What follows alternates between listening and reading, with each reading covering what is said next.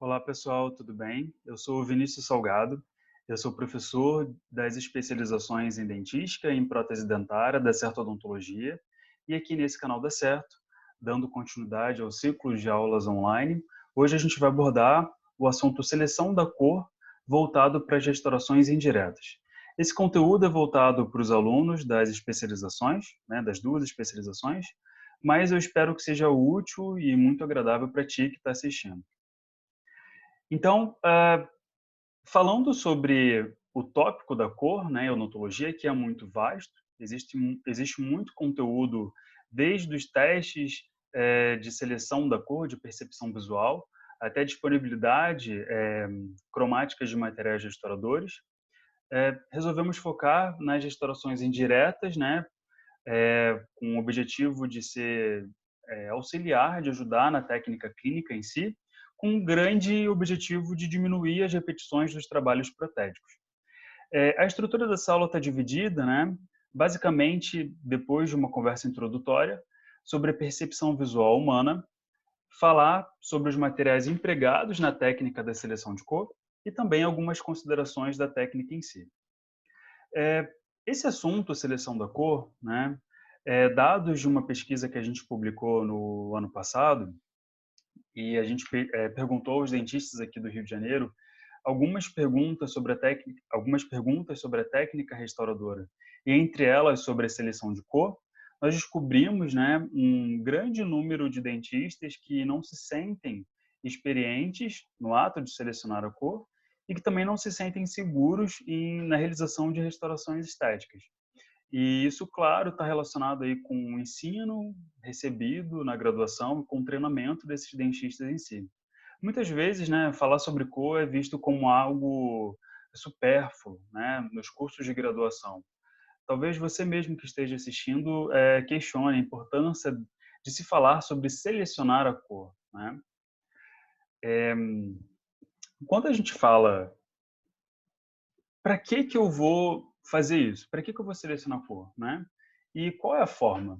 Eu acho que a grande questão é a realização de restaurações que sejam difíceis de distinguir, né, de um dente sadio, né? Sejam essas restaurações parciais ou totais, né? E como escolher e o que escolher? Qual material que a gente vai selecionar, né? Então, nós temos diferentes cenários clínicos, né, que são desafiadores. Quais dentes vão ser envolvidos na futura restauração protética, né? Nós vamos ter apenas um dente, nós vamos ter múltiplos dentes, ou intercalados entre si, ou um do lado do outro, né?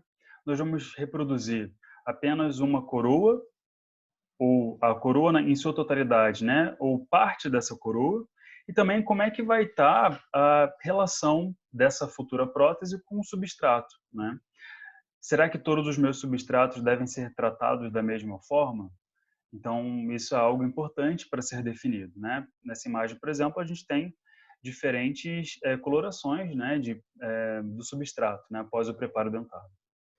E a seleção de cor, ela vai entrar dentro de um contexto de planejamento restaurador, né? O grande objetivo é a realização de próteses é, com maior otimização, digamos assim, né? E nós temos que considerar o tempo da execução, o custo do tratamento em si, qual material vai ser elegido para realizar aquela restauração. Nós precisamos definir preparo dentário, incluindo a espessura e as terminações cervicais, né, o formato do nosso término e o limite dele, e também a selecionar a cor propriamente dita, tá ok?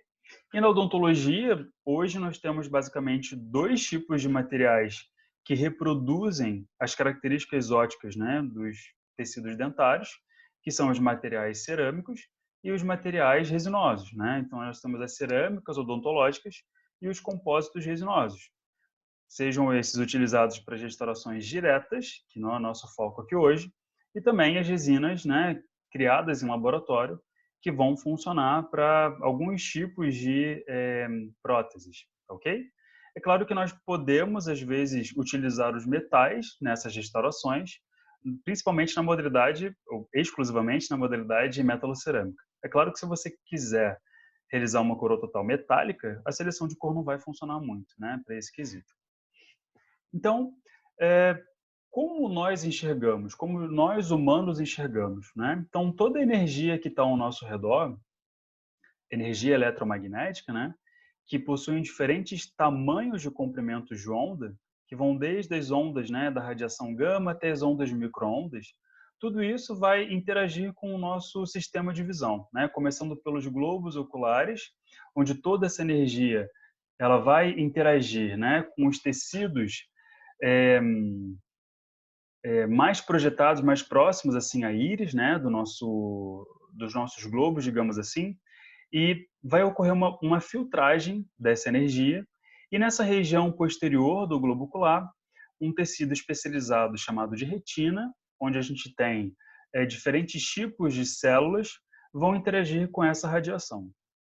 Então, na retina, nós temos basicamente dois tipos de células fotossensíveis, né?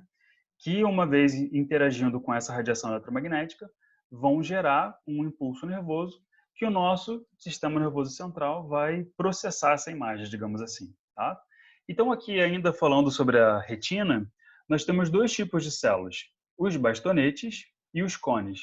Então, os bastonetes estão aqui representados, né, por esses formatos cilíndricos, né, da cor cinza, e os cones nesses três tipos, nessas três colorações, relacionadas à absorção dos comprimentos, que nós chamamos de verde, vermelho e azul, tá ok?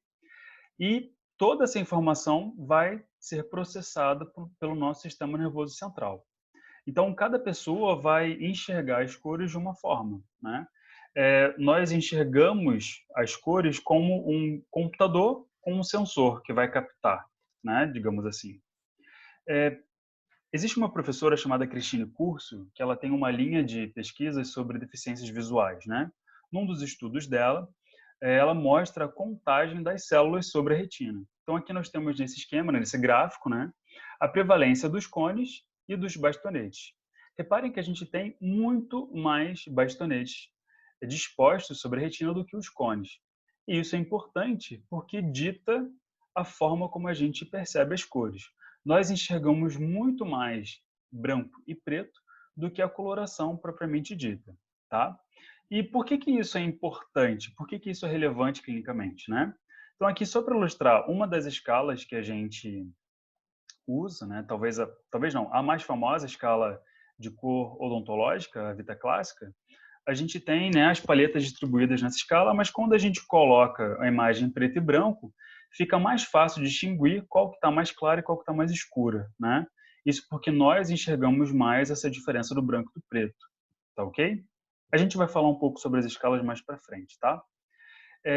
E sobre nome da cor, é muito comum, né? Existem diferentes tipos de fabricantes, não só na odontologia, né? Fora da odontologia também, e cada um vai dar o nome da cor que quer. Então, não é incomum a gente encontrar nomes, por exemplo, como nude, lágrimas de Vênus, né? Para uma coloração. E eu fiquei surpreso uma vez quando eu fui comprar um sapato para dar de presente e a vendedora me falou que a cor não era azul, era caneta, né? Então a gente vê essas bizarrices assim corriqueiramente, né? E muito se fez para tentar organizar essas cores, né? A gente chama isso de ordenação das cores. Então foram criadas diferentes escalas dentro da odontologia e fora dela, né? Então aqui a gente tem uma escala de cor da Pantone, que é uma referência para tintas, né? Tanto da parte física quanto da parte digital. E nós temos também as nossas escalas odontológicas, né? O primeiro pesquisador que conseguiu organizar as cores em si foi Albert Munsell. E todas as escalas, todas as ordenações das cores hoje seguem principalmente os parâmetros elaborados por ele. Então, ele dividiu as cores em três dimensões. Então, essa imagem aqui, a gente tem a esfera ou roda de Munsell, onde a gente pode ver um eixo vertical, onde a gente vai ter diferença entre o branco e o preto, um eixo na circunferência, né, dessa esfera, onde a gente vai ter as purezas das cores separadas entre si, as cores propriamente ditas, como a gente aprende no colégio, amarelo, verde, rosa, né? E do centro para o exterior, nós vamos ter a saturação, a intensidade dessa coloração. Vamos ver esses parâmetros um por um, tá? Então, o primeiro é definido como valor, que é a quantidade de branco ou ausência do branco que uma cor vai ter. Branco e o preto, né, na verdade, é o branco e a ausência do branco. Então, quanto mais iluminação, maior o valor de uma imagem. O matiz é a dimensão que define a pureza da cor propriamente dita. Em outras palavras, é a cor como a gente aprendeu na escola, né? O vermelho, o amarelo, o azul. Então, nós vamos ter diferentes tipos de tonalidades, né? De cores, de matizes, e nós vamos ter também diferentes tipos de níveis de saturações desses matizes. E essa dimensão nós chamamos de croma ou de saturação, tá ok? Em qual desses extremos, por exemplo, fica mais difícil de distinguir os matizes, né? Com certeza quando a gente tem uma saturação menor. E qual dessas situações vocês acham que a odontologia trabalha, né?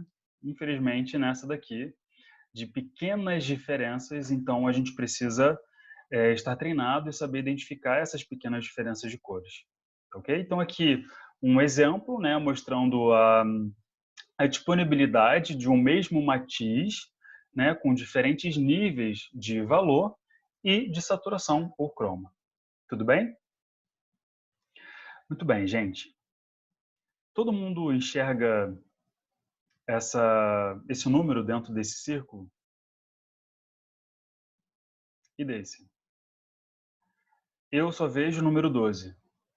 Quando eu estudei a parte da ciência da cor, eu acabei descobrindo que eu tinha uma deficiência visual, né? Eu enxergo essas bolinhas verdes, rosas, vermelhas, marrons, né? Só que eu não consigo ver um número nessa situação aqui à direita. Então, nós definimos uma pessoa que não tem anomalia na percepção de cores, ela vai enxergar, perceber todo o espectro eletromagnético visível, que corresponde lá no comprimento de onda aproximadamente entre 700 e 400 nanômetros, tá ok? E as deficiências na percepção de cores são denominadas de discromatopsias. Então, nós vamos ter a deuteranopia, a protonopia e a tritanopia, que vão estar relacionadas a um mau funcionamento ou até mesmo a um não funcionamento de um daqueles cones. Então, a minha deficiência visual é um nível leve, mas é uma deficiência, no cone verde. Eu tenho dificuldade em enxergar pequenos nuances de verde e marrom. Então, para mim, em determinado momento, eles são iguais, né? E nós temos outras deficiências, né, de cores mais raras, digamos assim. A mais comum é a que eu tenho, que é a deuteranopia. É a deuteranomalia, na verdade, que é um mau funcionamento no cone verde. Tá ok? Nós temos testes de identificação dessas percepções de cores. Esse foi o que eu fiz, chama teste de Ishihara, que tem o nome do inventor, né, que era um pesquisador japonês. Originalmente era um livrinho, um livro em que você vai passando essas cartas e você vai marcando o que você enxerga, né? Então, nós temos ele na forma física e, hoje em dia, nós temos também testes virtuais, né, que você pode fazer na tela do seu computador. Aliás, eu não falei naquele artigo que eu mostrei logo no início da apresentação, tem um QR Code aqui no cantinho desse slide, você pode utilizar para abrir diretamente o link. Então, esse QR Code aqui, se você apontar a câmera do seu celular, vai abrir direto no link de um site que tem esse teste para você fazer. E eu acho muito interessante, porque nós, dentistas, queremos ser extremamente eficazes na execução de restaurações, digamos assim, lindas, né? Que copiem o dente como ele deveria ser na sua natureza. Mas nós não treinamos, nós não somos treinados, nós não falamos sobre cor no nosso ensino. Então, eu acho que isso está errado, né? E eu acho sim que a gente deve realizar esse treinamento e se conhecer antes de tudo. Então, saber a limitação em alguma percepção vai te guiar por um caminho de aprimoramento ou simplesmente você saber que você tem aquela limitação ali física, né, nesse caso. Então aqui mostrando, né, esse teste na forma digital, você vai marcando o que você encontra aqui nesse quadro, e aí no final você vai receber o resultado do seu teste, né, onde você vai ter diferentes resultados em si, tá ok? Existe outro teste específico, e é um teste de treinamento, que é muito importante para a gente, chamado teste FM100 do Matiz. E esse QR Code aqui, ele também vai te levar direto para um link de um site que faz esse teste, tá ok? Então, o teste físico original é, na verdade, uma linha com várias colorações, onde as extremidades são rígidas e o meio você vai alterar para criar um degradê perfeito entre esses dois matizes, né? Com diferenças muito pequenas entre cada um. E é um teste bem desafiador, né? Então aqui o primeiro slide com os matizes todos trocados, e aí depois, quando a gente tenta organizar e colocar esses matizes o mais perfeitos possíveis nesse degradê, tá ok? É um teste bastante difícil que não corresponde à nossa realidade clínica, né? Mas é um teste de treinamento. Eu acho que isso é importante para nós quando a gente quer identificar pequenas diferenças de cores da cor dental, né? No caso. Então você também vai fazer o teste, vai dar um resultado lá e é muito legal, assim. Todo mundo que eu recomendei fez o teste, achou incrível. Então, existem alguns fatores que a gente não consegue controlar, né? Como as nossas deficiências na percepção de cores, questões relacionadas ao gênero e à idade, né?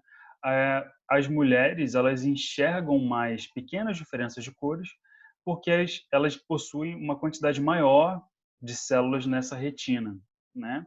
Fora alguns fatores culturais também é, na nossa, né, cultura judaico-cristã, onde as mulheres é, se relacionam mais com a ciência cor, falam mais de cor e treinam mais seleção, talvez, de pequenas nuances de cores, tá? Isso não sou eu que inventei, está na literatura relatado, tá ok? E também fatores relacionados com a idade. Quando a gente vai envelhecendo, devido a algum processo de turvação, né, nas estruturas que a gente tem no globo ocular, a gente vai tendo uma perda da percepção visual, né? E aí não falo só de cores, mas também falo na percepção das cores em si. Então a gente sabe que as pessoas ao longo dos anos vão ter alguns processos na visão que vão afetar. E aí com isso vai também afetar a percepção na identificação de algumas cores próximas, tá ok? Nós temos outros processos que a gente consegue controlar, que esses processos que afetam a percepção das cores, né, que a gente deve pelo menos conhecer, né? A fadiga visual, fatores relacionados com a nutrição, o uso de algumas medicações, né? As questões clínicas agora, como o fundo, o iluminante e alguns fatores emocionais, né? Se sabe-se que deficiência nutricional, né, principalmente na absorção da vitamina K, vai impedir um funcionamento, digamos assim, adequado da visão humana. Algumas medicações, principalmente antidepressivos, eles também afetam a percepção das cores, né? Isso tudo está reportado na literatura. Fadiga visual, quando a gente fica muito exposto a uma mesma cor, a gente acaba não conseguindo saber mais que cor né? E fatores emocionais também, né? Se você está um dia com muita irritação ou até mesmo deprimido, né, triste, você pode não conseguir perceber, digamos assim, pequenas diferenças que antes, numa situação mais tranquila, você conseguiria enxergar, tá ok? Questões relacionadas à luz, o foco da cadeira, né? Nós chamamos isso de iluminante, e questões do fundo também, interposição de um objeto por trás dos dentes para eliminar a coloração mais avermelhada, né, da língua, ou até mesmo escurecida por causa da ausência da luz na cavidade oral, né? a gente deve utilizar alguns instrumentos que podem auxiliar a gente a escolher uma cor mais apropriada. E quando a gente fala de fadiga visual, né, eu não sei se vai funcionar aqui na tela do seu celular ou do seu computador, mas se você focar aqui nesse centro, onde eu estou aqui com o mouse, eu não sei se o mouse vai sair nesse vídeo, mas é bem no centro, né, do diâmetro desses dois círculos que estão no meio. E se você manter a visão por mais de 6 segundos, né, fixamente nessa região, e quando a gente tira o estímulo, a gente começa a ver um sombreado, como se fosse o negativo daquela imagem anterior, né? Isso porque durante a visualização, né, incansável naquele ponto, a gente vai tendo uma despolarização das nossas células, né, que emitem um impulso nervoso para o nosso sistema nervoso central. E aí, quando a gente tira aquele estímulo, a gente começa a ver uma espécie de fantasma, né, uma sombra. Isso porque a gente tem ainda a polarização, o estímulo nervoso ocorrendo ali. E eu não sei se vocês repararam que quanto mais a gente foca num ponto, tudo começa a embaralhar, né? Porque é uma quantidade muito grande de sinal chega até o nosso computador, né? O nosso sistema nervoso. E aí, com isso, a gente acaba podendo gerar alguma confusão. Então, isso já dita uma das primeiras regras, né? Olhou, parou de olhar. Então, se a gente for comparar dois objetos, compara e de forma quase que intuitiva você vai acabar dizendo combina ou não combina. Mas vamos deixar isso um pouco para a parte das considerações técnicas, tá ok? Algo muito importante da gente falar, né, é que não existe só a cor de dimensão importante quando a gente quer reproduzir na prótese, né, as características visuais do dente. Então, nós temos que nos ater às propriedades ópticas, né? São elas, além da cor, o brilho, a translucidez e a opacidade, que são dimensões, né, antagônicas, a opalescência e a fluorescência. Então, o brilho diz respeito à reflexão da energia sobre a luz, né, a energia eletromagnética que a gente vê, a luz, sobre uma superfície, né? Então, reparem nessa imagem, a gente vê a topografia da superfície através da reflexão da luz. Então, é muito importante, porque uma peça protética deve ter um brilho equivalente a um dente adjacente sadio. Além da textura da superfície também ser semelhante, para que a gente esconda essa prótese dentro dos outros dentes que não possuem restauração. A translucidez e a opacidade são fenômenos, né, que vão ocorrer, onde a gente consegue visualizar a passagem da luz de forma parcial dentro de um corpo. E a gente aqui nessa imagem observa, né, que uma faixa no terço incisal desses incisivos, uma faixa mais azulada, né? Esses dentes foram fotografados sobre um fundo preto, então a gente consegue ver a influência desse fundo preto, dessa ausência de luz, nesse trecho, porque ali a gente teve uma transmissão da luz maior. Quanto mais opaco um corpo, menos a gente vê o fundo. Quanto mais transparente for um corpo, mais a gente vê o fundo. Na verdade, um corpo transparente total, vamos imaginar um vidro, que a gente só vê o fundo, a gente não o vê, né? E um corpo opaco, uma parede, né? E um corpo translúcido como se fosse um meio termo entre uma transparência total e uma opacidade total, tá ok? A translucidez é um fenômeno que ocorre nos dois tecidos, né? Tanto na dentina quanto no esmalte, porém, a gente visualiza melhor esse efeito no esmalte, principalmente no terço incisal, porque ali a gente tem uma espessura menor e uma quantidade maior de esmalte do que da dentina. Tá ok? A opalescência, na verdade, é um fenômeno que ocorre em corpos translúcidos, tem esse nome, né, derivado da pedra opala, que é um cristal, né, que possui uma diferente coloração, dependendo da angulação da iluminação, né, que vai incidir sobre ela, tá ok? E esse fenômeno também ocorre nos nossos dentes. Nada mais é do que uma espécie de filtragem do comprimento de onda que ocorre quando a gente joga, por exemplo, uma luz, aqui representada, né, pela luz branca, a gente vai ter a transmissão dos comprimentos de onda maiores, tá ok? Que estão aqui representados nesse laranja.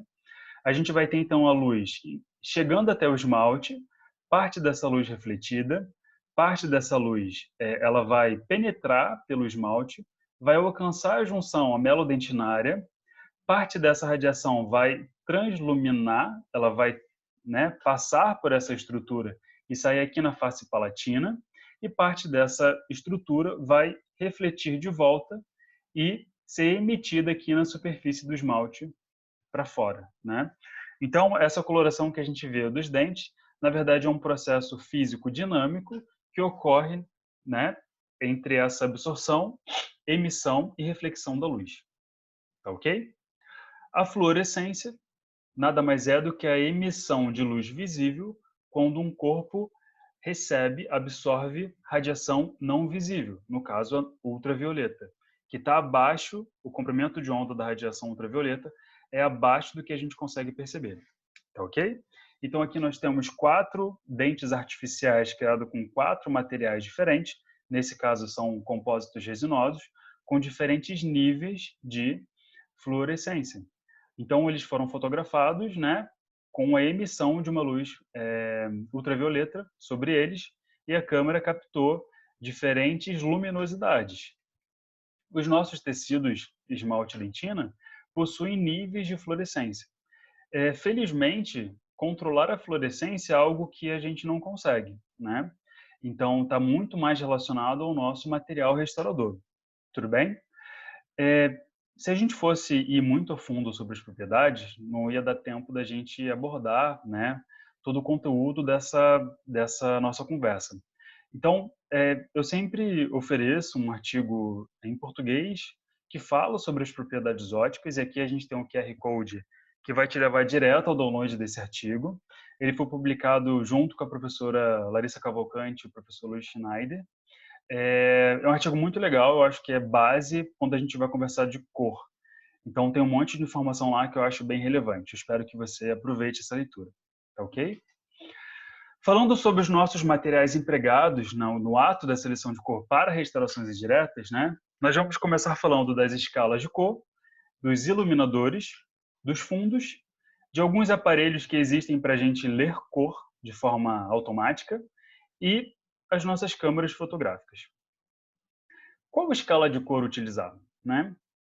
Qual escala de cor você tem aí para uso? Nós temos muitas escalas de cores, né, disponíveis hoje. Será que a gente precisa ter todas elas? Não sei. Qual foi a primeira escala de cor introduzida, né? Foi a escala Vita? Não foi, né? Existem muitas escalas anteriores à escala Vita, né? Desde que as próteses começaram a ser executadas, se tentou organizar diferentes cores dos materiais disponíveis na época para se reproduzir na restauração, tá ok? Então, nos museus, né? Esse aqui é um museu de Chicago, se eu não me engano, é o National Museum of Dentistry. Se eu não me engano, ele está vinculado com a faculdade, a primeira faculdade de odontologia do mundo, que está em Chicago, né? Se eu não estou errado. Então, aqui nós temos 2 exemplos de escalas de cor, tá? Feitas com marfim. Então, nós temos diferentes tipos, desde a introdução até hoje, nós temos diferentes tipos de materiais e nós temos diferentes escalas criadas para esses materiais. A escala mais conhecida, né, é chamada de Vitapan Classical, né, ou de Vita Clássica. Ela foi uma escala introduzida por uma empresa chamada Vita, lá no meio do século passado, onde se organizou as cores para as cerâmicas disponíveis na época, tá ok? E a Vita criou 4 grandes grupos de matizes e criou uma escala em si. Então ela diz lá, né, são 4 matizes, o A, o B, o C e o D, como vocês podem ver aqui nesse esquema. Então no nosso matiz A, ela diz que é um amarelo alaranjado, o B, um amarelo mais puro, o C, um amarelo acinzentado e o D, um amarelo mais rosado, né? E aí ela deu a nomenclatura A, B, C ou D, e em cada letra ela colocou um número depois. Então a gente tem o A1, A2, A3, A3,5, A4. Reparem, não existe uma ordem correta, né? O grupo A não tem a mesma quantidade do grupo B, que não tem do mesmo do C, nem do D. Então foi uma divisão, uma organização que a Vita criou, né? E ela se tornou a escala mais popular porque a Vita se tornou uma empresa muito popular na fabricação de cerâmica naquela época, né?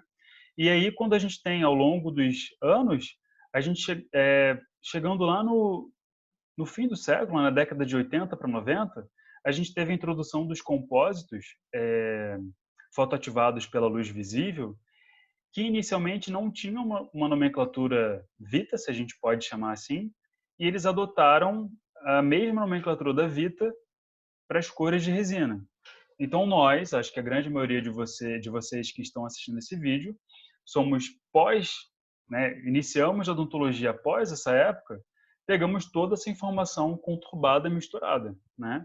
Então a gente precisa saber que existem, primeiro, diferentes escalas de cores e, como a gente já viu antes, existem diferentes nomenclaturas para cores.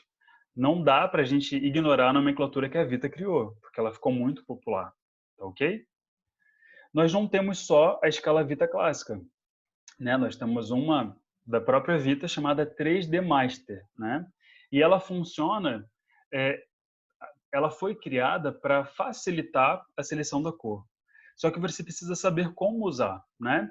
Então aqui a gente tem um grupo, dois grupos, três grupos, quatro grupos, cinco grupos, tá? Ditados por esses números, 1, 2, 3, 4 e 5. E aí cada grupo, primeiro a gente tem esse mais superior aqui, ó. Então nós temos o grupo 1 superior, 2, 3, 4 e 5. Essa escala foi criada para facilitar a seleção da cor. Então quando você leva ela à boca, você vai selecionar o valor mais próximo daquela região que você quer verificar, né? Por quê? Porque o valor é a dimensão mais importante para gente, humano. Então a Vita criou essa escala exatamente para, primeiro, você selecionar o valor, depois você selecionar o matiz e depois você selecionar o croma, tá ok? Então aqui em cada grupo a gente vai ter um tipo de matiz no meio, um outro tipo de matiz à esquerda e um outro tipo de matiz à direita. E de cima para baixo a gente vai ter a intensidade desse matiz. Como essa escala ela não foi muito aceita pelos dentistas, principalmente porque a gente tem uma maior quantidade de paletas na hora de selecionar, o que confunde a, o dentista não tão treinado na hora da seleção, e também em função, né, da gente ter enraizado culturalmente o maior uso da Vita clássica no meio odontológico mundial, né, essa escala ela não foi muito bem aceita. E aí, depois de um tempo, a Vita modificou a forma de apresentação dessa escala que ela chama de 3D, tá ok? Chama de 3D Master Linear Guide. A diferença é que, primeiro, aqueles grupos, né, os 5 grupos naqueles mais superiores, ela colocou num cartãozinho. Então você vai primeiro utilizar esse cartão, vai selecionar o valor mais próximo do teu dente e depois você vai pegar um cartão desse que está aqui embaixo, que corresponde àquele primeiro que você selecionou. E aí você vai partir ali para o teu matiz e o teu croma mais próximo, tá ok? Essa escala ela tem um valor um pouco mais elevado, né? Então ela não é também tão bem aceita aqui no Brasil. Nós não temos só escalas da Vita, tá ok? Então aqui nós temos uma outra escala da Ivoclar, para cerâmica da Ivoclar, né? O Emax, tá ok? É chamada de escala AD Shade Guide. Ela é bem parecida com a Vita, com algumas pequenas variações, tá ok? Ela é escala, inclusive, indicada quando a gente vai fazer seleção para qualquer tipo de prótese do sistema Emax, tá ok? Apesar de existir algumas escalas próprias, tá? Do Emax, tanto para o prensado quanto para o fresado, tá ok? Mas principalmente para as cerâmicas de cobertura, a gente pode utilizar a DX Guide porque ela é mais simplificada. Nós temos outras escalas, né, chamadas de genéricas, são escalas que vão ter uma similaridade com a escala Vita, tá ok? Essa aqui é da Portrait. A gente tem, reparem, né? Elas mais palhetas do que a Vita clássica, elas estão dispostas de uma forma linear, né? O que pode facilitar ali a seleção da cor. Então nós temos algumas colorações, né, semelhantes à Vita, nós temos mais escalas, mais opções de paletas nessa parte da direita, tá ok? Nós temos uma escala da Noritake, que talvez seja a cerâmica mais utilizada aqui, pelo menos no Rio de Janeiro, para fazer cobertura de próteses do tipo metalocerâmica. E ela deveria ser utilizada, né, como primeira escolha se você vai fazer uma prótese utilizando a cerâmica da Noritake. Porque entre as marcas, a gente vai ter alguma diferença pequena, mas vai ter em relação à coloração da porcelana, da cerâmica em si, tá ok? E o legal dessa escala da Noritake é que ela destaca, né? Então, a gente tem aqui a divisão dos matizes no A, B, C e D, e algumas outras escalas, outros grupos do matize desse sistema, e fica mais fácil da gente levar até a boca para identificar, tá ok? Nós temos outras escalas, né? Como essa aqui da Ivoclar também, feita para um material que vai reproduzir a coloração do substrato. Então aqui a gente tem diferentes cores de substrato, 9 cores de substrato, tá? E essa escala é de um material para o laboratório criar, ao invés de um preparo no modelo de gesso, ele vai criar um preparo nesse material. Isso vai ser para igualar, né, na peça cerâmica quando a gente tem diferenças de cor no substrato, tá ok? É uma escala muito interessante para a gente utilizar como referência para envio de fotos para o laboratório. Nós temos também as escalas de cor que foram criadas para controle de clareamento, né? Então essa daqui é a da própria Vita, né? A gente chama de Bleach Guide da 3D Master, onde nós temos da esquerda para a direita um aumento da saturação, né? E ela seria uma escala indicada para a gente controlar clareamento, mas não que a gente não possa fazer com uma escala convencional, tá ok? E aqui uma escala semelhante também, dita genérica, desse mesmo sistema da Vita. Tudo bem? Não sei se vocês conhecem todas ou têm alguma delas. Podem existir outras escalas que eu não mostrei aqui, tá? E sempre existe a pergunta, qual escala de cor utilizar? Né? Existe alguma melhor? Na verdade, não. Você deveria utilizar a escala do material que você vai realizar a restauração. Então, se você vai trabalhar com cerâmicas da Vita, use uma escala da Vita. Se você vai trabalhar com cerâmicas da empresa X, tente usar a escala da empresa X. Algumas empresas, elas sempre dizem assim, trabalhamos com valores próximos à escala Vita, né? Então, assim, e aí, nesse caso, você pode utilizar a escala Vita para verificar qual a cor mais próxima do material que você vai utilizar para fazer aquela prótese, tá ok? Existem outros instrumentos, né, como um fundo, especificamente esse fundo em cinza, tá? Que vem do controle do branco da fotografia e foi trazido para a odontologia para neutralizar a influência do fundo durante o ato da seleção de cor. Tá? Então aqui a gente tem duas situações clínicas, né? Reparem que na esquerda, sem o fundo, a gente tem uma influência maior dessa coloração vermelha, né? Sobre a imagem. E aqui, quando a gente coloca o fundo, a gente tem uma espécie de neutralização, né, desse efeito do fundo ali, o que pode permitir que a gente identifique uma cor que antes a gente não conseguiria identificar. De pesquisa, de dados da pesquisa, a gente já verificou que esse fundo ele é bem relevante, principalmente nos trechos, né, dos terços médio e cervical, onde a espessura de tecido é menor, e aí ele possui um efeito bem bacana de controle dessa diferença do fundo, e com isso você consegue perceber pequenas diferenças de cores, tá ok? Isso que a gente falou, né, da seleção da cor através do método da percepção visual. Existem alguns aparelhos chamados de espectrofotômetros que eles vão quantificar a cor de forma objetiva, tá? Então, nós temos diferentes tipos de aparelhos voltados para odontologia, não são exclusivos da odontologia. E aqui no Brasil, a gente tem exclusivamente os da Vita, né? Que são espectrofotômetros mais portáteis. Igual, eu não vou avançar muito nesse tópico, até porque não condiz com a realidade clínica da maioria dos dentistas. Já foram feitas inúmeras pesquisas sobre a avaliação objetiva da cor e a avaliação subjetiva, e já se viu que a avaliação subjetiva, através da percepção visual, ela deve ser predominante, uma vez que o método da espectrofotometria é limitado.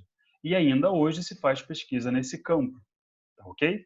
Então, hoje nós temos, principalmente com a odontologia digital, a tentativa do uso dos scanners para seleção de cor, por exemplo. Tá? O que você sabe das pesquisas é que a gente precisa sempre de uma complementação pelo método visual, uma vez que esse método objetivo ele pode ainda não ser eficaz na sua totalidade. Tá ok? Então, aqui só mostrando como funciona alguns espectrofotômetros. A gente, infelizmente, não tem disponível no Brasil, mas, tá? Esse aqui é o Spectro Shade. Ele funciona por uma espécie de fotografia digital e ele lá dentro do software do sistema, ele vai calcular qual coloração dentro daquele pixel está mais próximo de um valor de referência, no caso aqui mostrando, né, os valores de uma escala Avita, e aí ele monta um mapa cromático dessa região, tá ok? E aqui mostrando o Easy Shade, né, que é um espectrofotômetro de ponta, simplificado, com a ponteira, que eu digo, né, sendo posicionado sobre um dente, e aí, através da leitura, ele vai te dizer, isso aqui corresponde à cor X da minha escala ou Y da minha outra escala. É claro que o espectrofotômetro da Vita vai te dar a cor da escala da Vita, tá ok? E aí você pode utilizar ele em diferentes modos, existem diferentes tipos de leitura, tá? Mas existe uma limitação, se você colocar a ponteira torta, pode ocorrer um erro ali na leitura, tá ok? Existem iluminadores, né, que vão iluminar o campo operatório numa coloração mais próxima do ideal, tá ok? Eu mesmo, quando estava na faculdade, fui ensinado da lenda, né, que a gente deve selecionar a cor voltada para o norte, de 11 da manhã até 1 da tarde, durante um período do ano. Né? Isso não corresponde à realidade. E isso era dito porque, ao longo do dia, a gente tem diferentes cores, né, do céu. E claro que vai refletir na nossa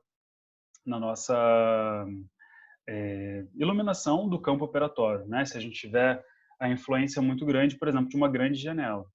Tá ok? Então aqui nós temos os dois modelos, tá? Um é esse aqui. Se eu não me engano, existe um representante que vende aqui no Brasil, tá? É o Right Elite, tá ok? Parece uma lupa. Você aperta esse botãozinho, ele vai emitir uma luz, né? Nesses LEDs aqui, uma luz tem na verdade três modos de iluminação: um mais quente, um mais neutro, um mais frio, tá ok? Então, nós temos esse aqui, que é da Style Italiano, da Smile Line, na verdade, que é um iluminador até que depois, esse foi o original, e depois surgiram várias modificações, né, como a acoplagem do telefone celular para você já fazer a foto, o que facilita a comunicação, por exemplo, com o seu laboratório.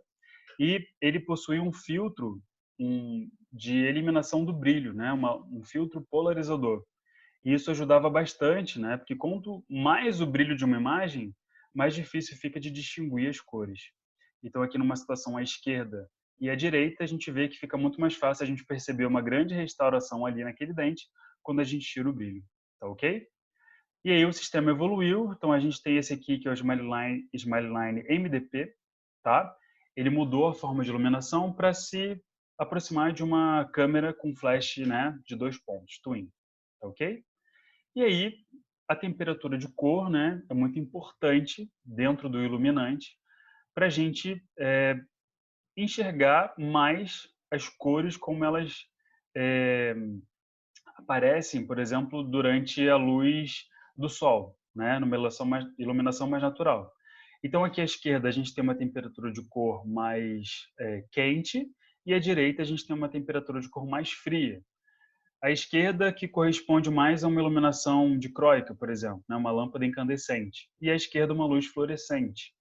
Então a gente sabe que o nosso campo de trabalho, o nosso consultório, ele tem que estar bem iluminado e de preferência com uma iluminação neutra, né? Para que não haja a situação que nós chamamos de metamerismo, onde duas cores vão parecer para nós iguais numa iluminação mais azulada, por exemplo, e quando a gente vai para uma iluminação mais neutra, a gente vê que existe diferença entre elas, tá ok? Então aqui exemplificando, né? Um campo com uma temperatura de cor maior, mais voltada para o azul, mais fria, quando a gente tem uma temperatura mais neutra e quando a gente tem uma temperatura mais quente. Existe uma escala dessa temperatura, né? A gente chama de Kelvin. Então, quanto menor, mais quente, quanto maior, mais fria, tá ok?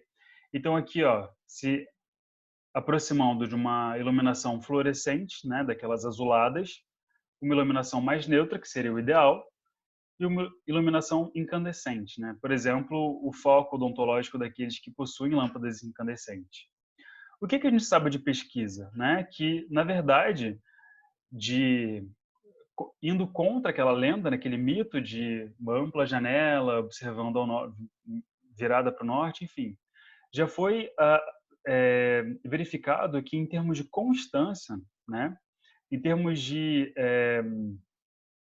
eficácia na reprodução das cores, né? A iluminação artificial ela se mostrou mais estável, porque exatamente não tinha essa alteração da luz do ambiente, né? Do meio ambiente em cima ali daquele campo operatório. Então, a gente pode sim utilizar a iluminação artificial para fazer a seleção da cor, mas desde que seja uma boa iluminação, né? Um campo bem iluminado e com uma iluminação preferencialmente neutra, tá ok?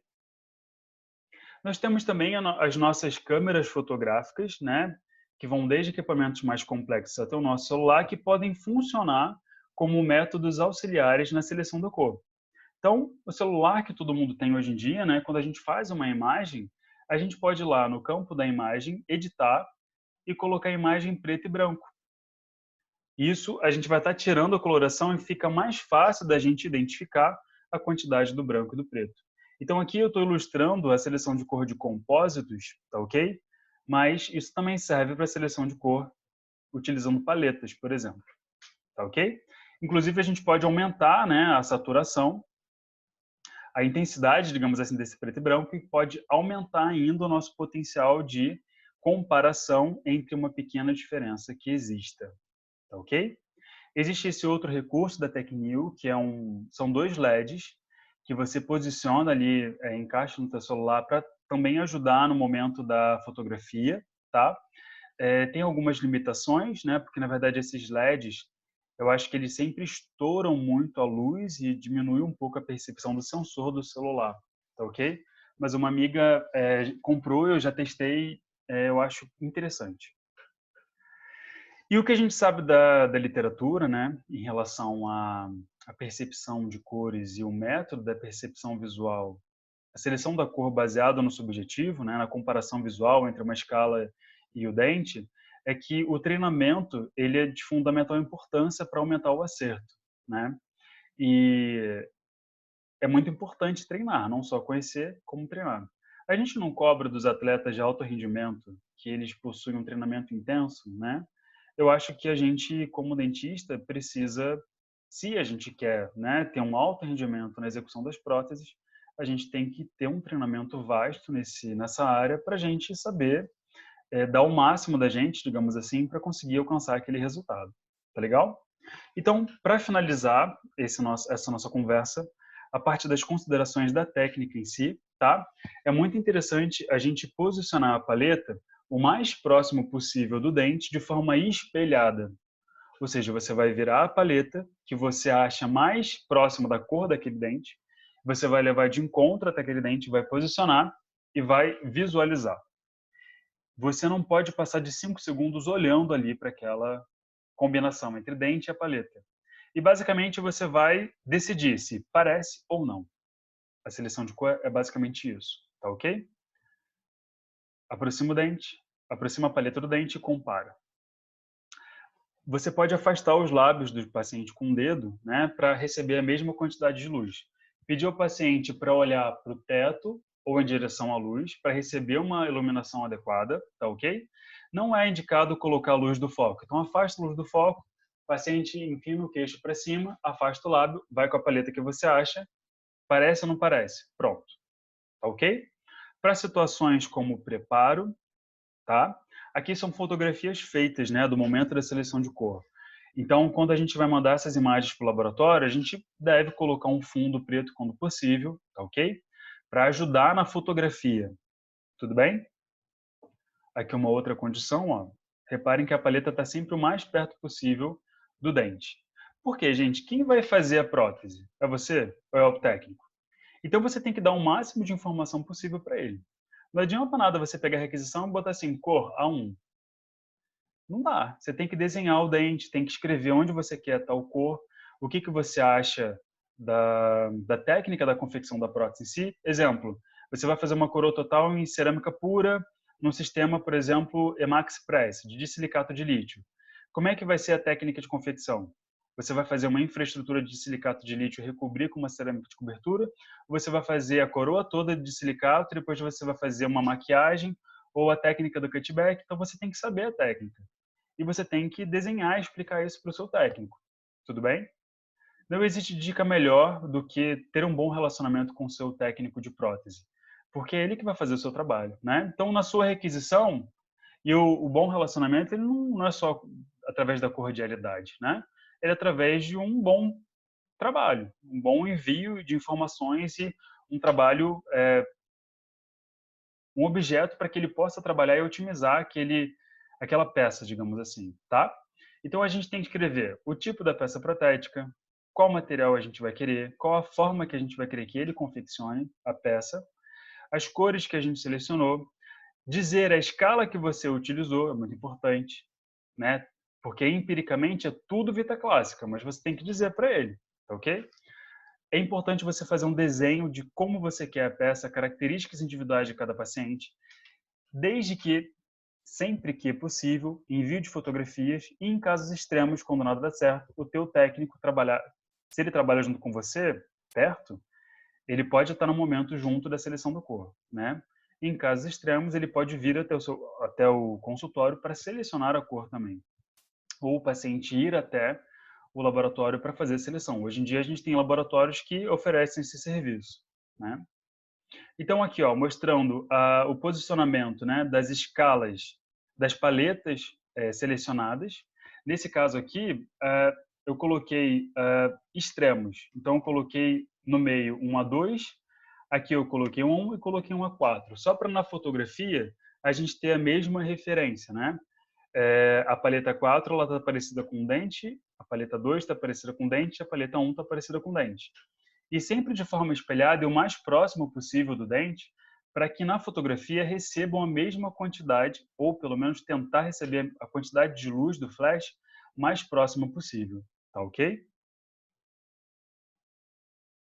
Quando possível, né, afastamento dos lábios com afastadores e o posicionamento das escalas assim, ó, uma central que é a que você acha que é a mais próxima, e os extremos, para servir de referência ao técnico, tá? Para ele saber que a paleta X teria aquele aspecto, tá ok? Então aqui a gente tem o mesmo exemplo, onde, claro, aqui nessa imagem está cortada, mas a gente identificou da esquerda para a direita, X, Y, Z. Tudo bem? Aqui utilizando uma escala para substrato, né? Para mostrar ao técnico, ó, o meu substrato ele está parecido com essa paleta clara da escala X, tá ok? Porque fotografia sofre distorção e é muito fácil a gente se perder, né? Aqui um outro exemplo. Aqui é aquele caso, né, das colorações de substrato diferente e mostrando que a seleção de cor ela pode não só ser necessária no momento do preparo e moldagem via para o laboratório ou escaneamento, né? A gente, nesse caso aqui, se optou por realizar uma técnica da confecção da infraestrutura e depois o encaixe de uma faceta laminada sobre essa estrutura, tendo uma adesão cerâmica, tá ok? E aqui, do canino até o segundo premolar, foram preparados para serem inseridos laminados cerâmicos. Então aqui foi feita uma foto, né, e uma solicitação de caracterização desse substrato, dessa coroa total, para que ficasse mais próximo da coloração dentária dos dentes que vão receber laminados, para que fosse mais fácil a aparência final dos dentes ficarem mais próximas uns dos outros. Tá ok? Nesse formato aqui, ó. Só para exemplificar. E é claro, né, para finalizar, a gente tem a influência do tipo de cimento que a gente vai inserir e que vai resultar na cor final, digamos, da peça protética. Então aqui um caso, né, que a gente tem os laminados já prontos. Então aqui mostrando, né, a influência das diferentes provas. Então nós estamos aqui na parte superior a prova seca, e quando a gente molha, lubrifica com água, a gente já tem uma alteração da cor final, digamos assim, né, pela interposição e preenchimento daquele espaço do ar. Então é importante a gente trabalhar com pastas de prova para selecionar qual a cor ideal ou que a gente quer. Num caso como esse, né, da inserção de vários laminados com um substrato igual, parecido, né, ou igual, a gente não tem muita diferença. Então a inserção do cimento vai funcionar na modulação se a gente vai querer um dente com uma coloração mais clara ou mais escura, tá ok? Então aqui a gente colocou num segmento um cimento mais escuro e num outro segmento da direita um cimento mais branco, mais claro, tá? E aí até isso é importante mostrar ao paciente e dizer, ó, qual que você acha melhor, né? Depende da situação. Mas no caso com substratos diferentes, a gente faria a interposição desse cimento e escolheria qual utilizar para deixar um dente mais parecido com o outro, tá ok? Pessoal, então lembrando que o aspecto final da peça protética ela vai ser dependente da cor do preparo, da cor do substrato, da translucidez do material que você escolheu, uma cerâmica, por exemplo, mais opaca, uma mais translúcida, da espessura dessa peça, que não adianta também ser um material mais translúcido com uma peça muito espessa, essa translucidez vai ser reduzida, tá ok? Além disso, a cor do material em si, a cor da cerâmica, ou a cor do compósito, né, que você escolheu para fazer essa peça protética, a cor do cimento resinoso vai ser levada em consideração e também as características da superfície, como textura e o brilho, né, quando a luz interagir com essa superfície. Isso tudo vai dar o aspecto óptico final daquela restauração, tá ok? Bem, para quem tiver interesse, né, como leitura complementar, eu sugiro esses 4 livros, tá? Todos eles dentro do campo da ciência da cor, alguns mais voltados, mais pesados, voltados para a parte da pesquisa, ou quem queira se aprofundar nesse conteúdo, né? Livros dos professores Stephen Chu e Ray Paravina, principalmente, são esses dois aqui da esquerda, tá? Nós temos um livro que acabou de ser lançado do professor Álvaro Della Bona, na Springer. E nós temos também um livro do professor Baratieri, que é aquele quadrado Soluções Clínicas, que tem um capítulo sobre cor muito interessante, onde tem a parte do conteúdo dos tecidos dentários, a importância da gente estudar sobre os dentes em si também. Muito interessante. Eu queria deixar aqui o meu contato, para quem tiver interesse, me disponibilizo para conversar, para falar sobre isso. E queria agradecer se você assistiu esse vídeo até agora. Espero que não tenha ficado muito cansativo e espero te ver aqui em breve, tá bom? Grande abraço.